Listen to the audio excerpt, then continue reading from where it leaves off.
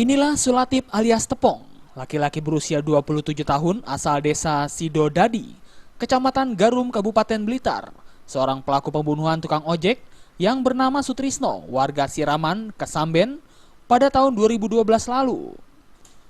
Pelaku dibekuk polisi setelah menjadi buron selama 3 tahun.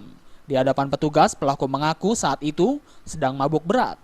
Kemudian ia berpura-pura mencari tukang ojek untuk mengantarkan pulang.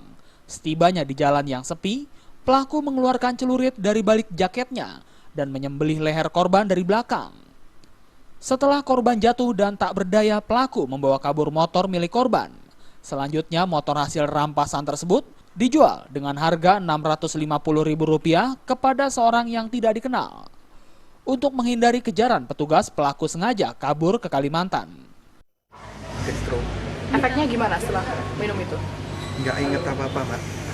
Itu sasarannya tukang ojek, Mas? Ya cuma ini, Mas, saya lakukan cuma ini aja kok. Sebelumnya? Belum pernah. Curi motor? Belum pernah. Setelah itu pelakunya pada saat perjalanan pelakunya melakukan aksi korban disembelih dari belakang. Sepeda motor dibawa lari. Kemudian pelaku sempat masih di Blitar beberapa bulan dan kemudian melarikan diri ke Kalimantan, pulang lagi lanjut ke Lampung. Baru kemudian beberapa waktu yang lalu bisa kita tangkap. Dengan ditangkapnya tersangka ini, petugas juga berhasil mengamankan 1 buah celurit, kendaraan roda 2, dan helm milik korban sebagai barang bukti. Dari Blitar, Jawa Timur, Hoirul Abadi melaporkan.